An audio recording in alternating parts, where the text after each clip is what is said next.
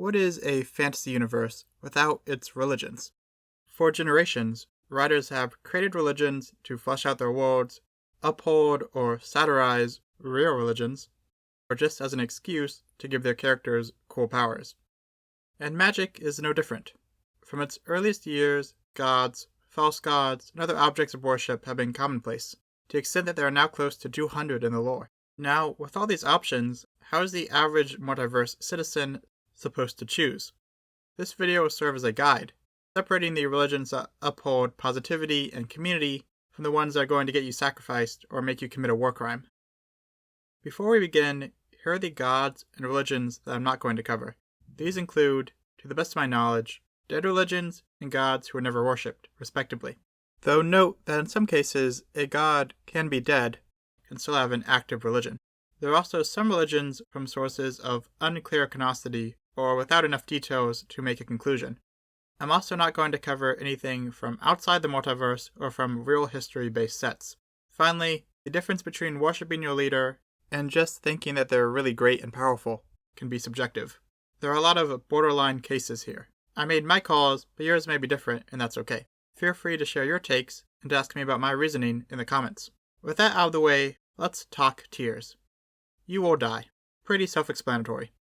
Crimes against humanity. You might live, but a lot of people around you won't. Still not a fun time. Notable downsides. This category is broader, for any religion with some significant flaw not covered in the previous sections. Just some guy. For false gods who trick their followers, or followers who place divinity on someone who never asked for it. I'm not the Messiah! To be clear, this does not cover religions centered around a mortal for whom that status is known and accepted. I'm also putting gods who have no actual interaction with their followers here, as they might as well not exist to them. Pretty good. This is for religions you can feel happy about belonging to, that still have some minor flaw or lack enough defined good qualities.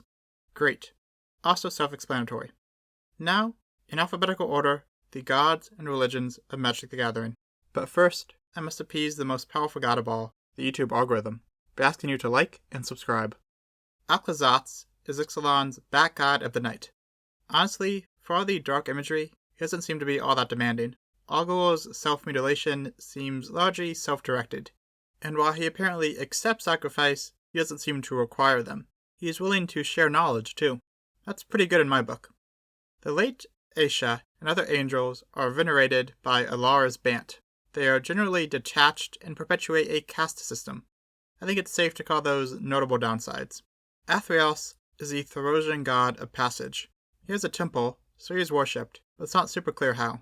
He seems less petty than a lot of his fellow gods though, so I'd say he's pretty good. The religion of Dominaria's Keld region centers on the Book of Keld, which holds stories, historical records, and prophecies. Its focus is very specific to that one area, and even that culture has largely given up on it. Those are some notable downsides. The Church of Angel Fire worships the angel Gabriel Angel Fire, who was an angel. They've massively lost popularity in favor of the Church of Sarah, but House Kroger keeps the faith. Look at this photograph! Their lack of popularity combined with a lack of clarity as to what they stand for puts them in notable downsides. The Church of the Incarnate Soul takes the standard worshipping a planeswalker as a god to its logical extreme by worshipping all planeswalkers as gods. Clear, just some guy. The Church of Sarah is another example of just some guy, with the planeswalker Sarah being worshipped as a god to this day. The variant of the religion in Sarah's realm was fairly progressive, with the core tenets of art, discourse, freedom, and peace. However, the Dominarian side had some nastier practices, as shown in my Minotaur video. They also have a habit of co-opting other unrelated figures, such as the Ancestor, into their religion, giving them extra just some guy points. That said, they do serve communities and accept refugees at least. Ravnica's Cult of Yore recognizes the Nephilim, also known as the Old Gods, as well as a personification of Ravnica known as Empress Ravnica. In the words of one of their members, these entities did not make demands or accept sacrifices. They did not require or answer prayers. They were only to humble us. Given that their deities don't recognize them, they appear to have taken a darker turn, and they aren't even legendary. I'm putting them in notable downsides.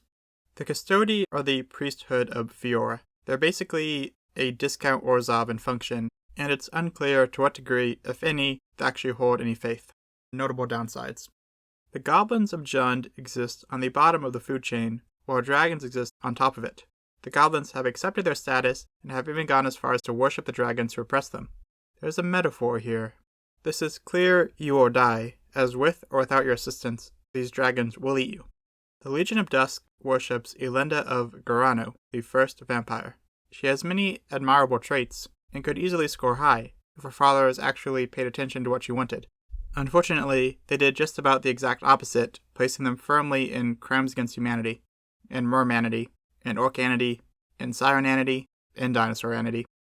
Ifara is a well-rounded Throsian god, representing such concepts as industry, civic wisdom, scholarship, various forms of art, progress, philosophy, and protection. She is shown to defend her followers and give them burbs. Great. Erebos is written pretty inconsistently. Sometimes he's a jerk, sometimes he's a neutral figure doing a necessary job. Basically, the classic mythology nerd versus layman Hades debate. I choose to focus on his more nuanced portrayals and write off the others as Heliod propaganda. His following seems pretty good. Iran is worshipped by the goblins of Orgratha that he lords over. He is truly an awful figure, presiding over kangaroo courts, where the accused is given the opportunity to sell out their loved one in return for only being tortured instead of executed. He often executes both anyway. You will die. Femaref is a religious state in Dominaria. I think they worship the sun? It's not super clear. What they really worship, though, is adages and other sayings. They accept refugees and their healers, though, so I'll put them in pretty good. Fears is a Dominarian dwarf god of unclear canosity. He might just be a planeswalker, so I'm putting him in just some guy. The dead planeswalker Freyalise is worshipped as a goddess by various Dominarian elves, making her just some guy. She, like all the worst elves in Magic, was also xenophobic. Cool hair, though. Gaia hails from an era of Magic that was a little more blatant in just taking real-life figures. However, unlike many of her peers in that category, she is still being referenced today. Her continuity is confusing, but by many accounts, she is a true god and a very powerful one at that. She goes in the great category. She is very powerful, genuinely protective, and her worshippers are both communal and free of cruelty. The Gitrog monster is a big hypnotoad that ate an entire town. You will die, obviously. Hazoret is the last surviving uncorrupted god of Amonkhet. Prior to the Hour of Devastation, she played a key, if unintentional part, in Bolas's machinations, as the god of zeal responsible for killing the individuals who would become the Eternals. Before losing her memory to Bolas, she was the god of compassion and inspiration, a role she appears to have returned to of late. I'll split the difference between these two personalities and put her in pretty good.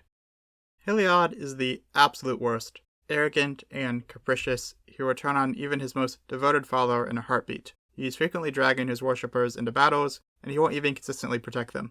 He's hypocritically self-righteous while being undeniably flawed. Notable downsides.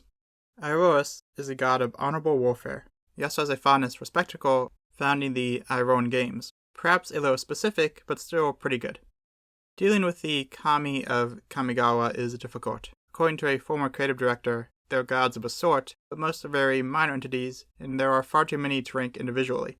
I think most go in you or die, given that they violently turned on all their worshippers based on the actions of a handful of mortals, even the kami that were supposed to represent a specific mortal race. Some, like the Sisters of Flesh and Spirit and the surviving dragon spirits, are steadfast defenders of the mortals though, so I think it's safe to put them in great. Karametra's followers also have two denominations distinct enough that they deserve separate rankings. The more prominent one worships her for her representation of community, stability, charity, orphans, motherhood, and agriculture. They are full of joy and are blessed by their god. Their religion is great. A small subset of Minotaur followers worship her through ancient, sinister means, such as blood rituals. That's a neat lore detail, but still crimes against humanity. The monks of Carol Keep venerate Jaya. She, in disguise, kept a close eye on them to make sure her teachings wouldn't be misinterpreted or distorted. More figures on this list need to do that. Great. Kuranos, god of storms and visions, is quick to anger and slow to assist. At best, his worshippers will receive visions of the future without the ability to alter them. Notable downsides. Klothys is the god of fate, essentially the living embodiment of the TVA. I choose to interpret the original Temple of Abandon as honoring her, as representation of her leaving humanity to guard the Titans.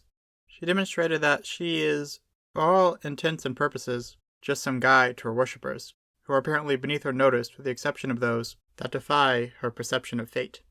Coma is a cosmos monster worshipped by Kaldheim's elves.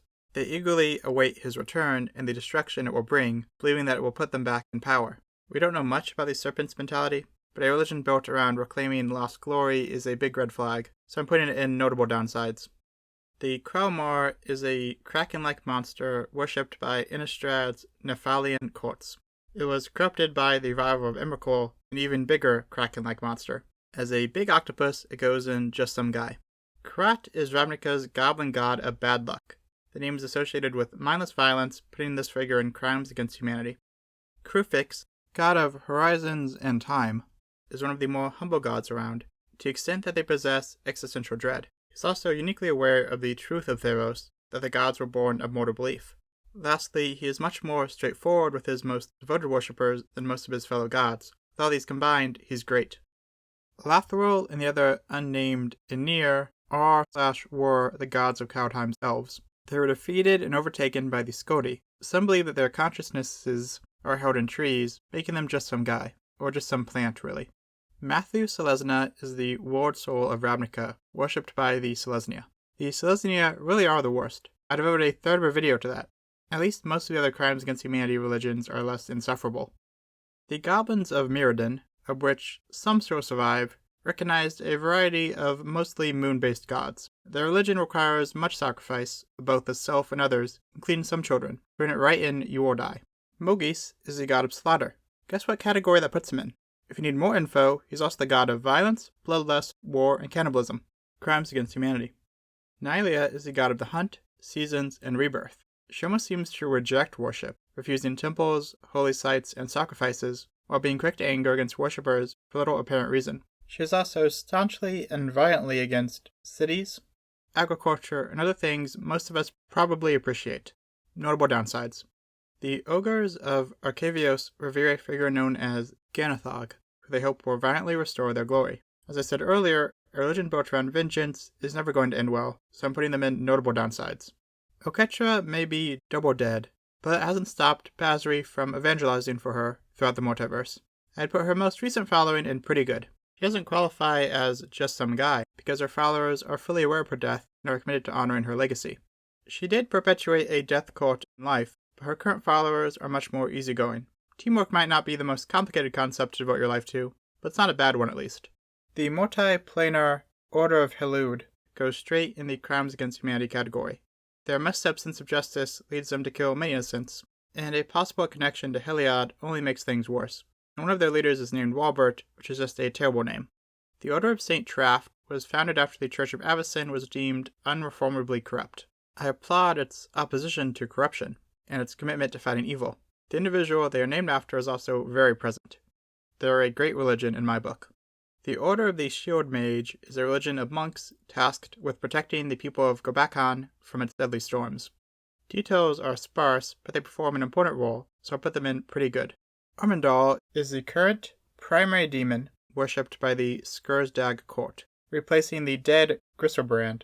He only shows up if 5 worshippers sacrifice themselves, so you will die. He's also a coward.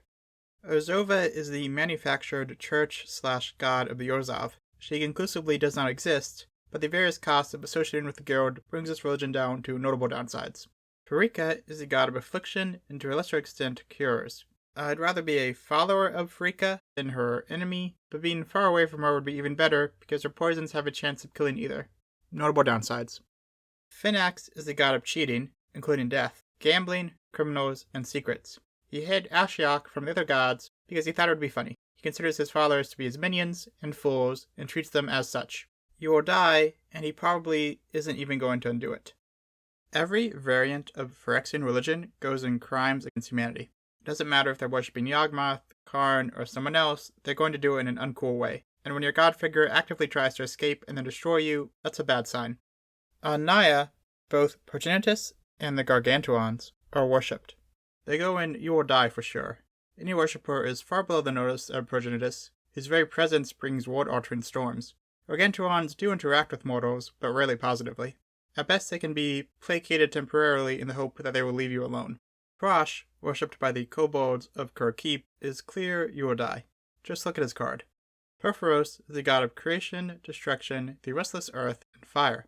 He is often generous to mortals, and in return is worshipped by a diverse variety of them. Also, he takes rejection pretty well. Unfortunately, it's reiterated that he tends to go between extremes in all aspects.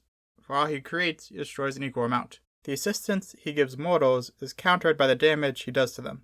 Notable downsides. Rakdos is worshipped by the cult he named after himself.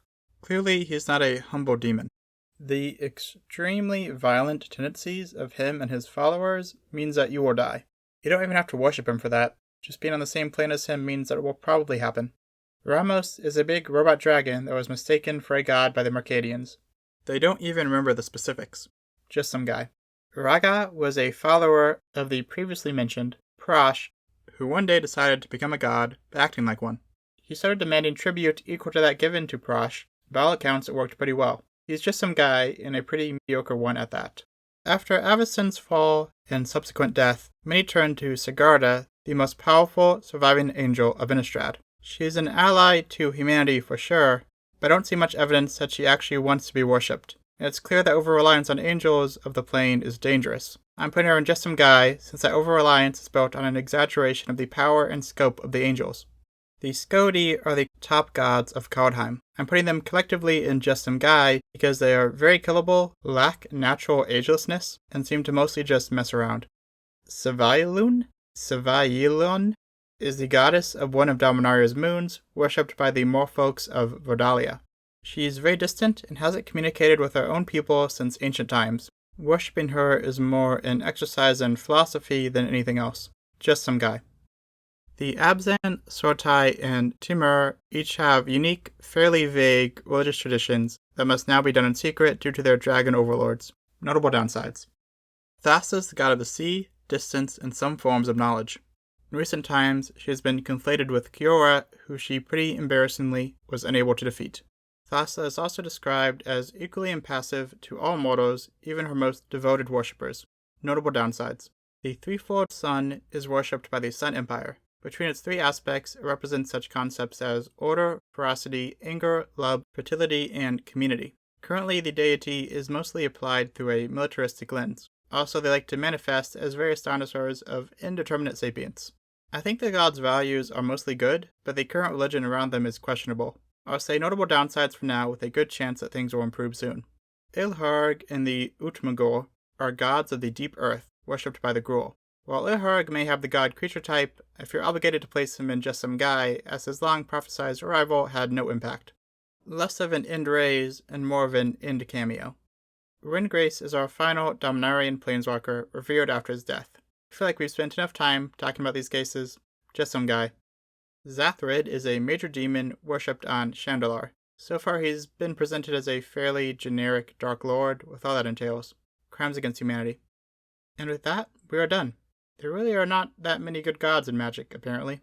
Let me know in the comments which of the multiverse's religions you'd most want to belong to.